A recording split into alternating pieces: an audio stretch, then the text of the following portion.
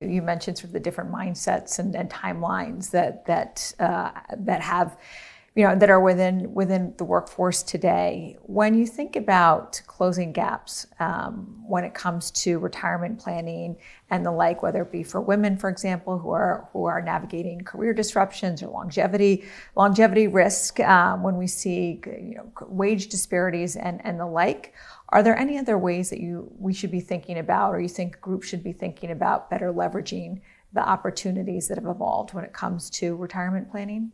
Well, I do think we are now seeing a lot of people returning to the workforce. We're seeing people retire and we're seeing them return, partially for financial reasons, but also partially because there are health and mental benefits to returning and to staying active and to staying mentally engaged. Obviously, we don't want to see people having to return for financial reasons, but to the extent that people are returning or developing new careers for their own emotional, mental, or physical benefit, I think that is great.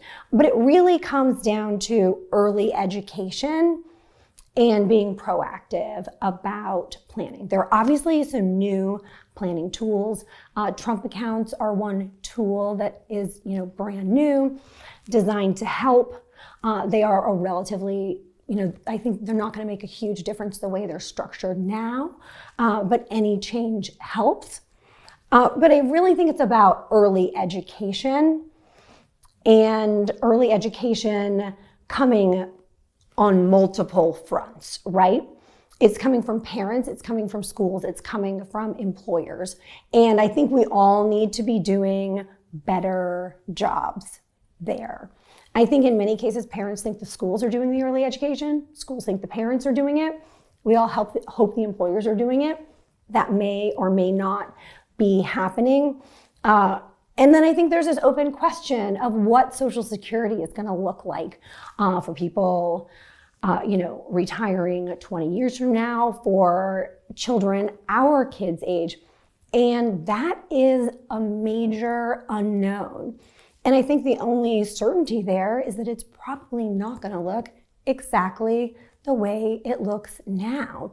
And right now it makes up a huge percentage of the overall income for the average retiree. And reframing the mindset that there is certainty, that is what we can rely on for the majority of our income, I think is going to be important.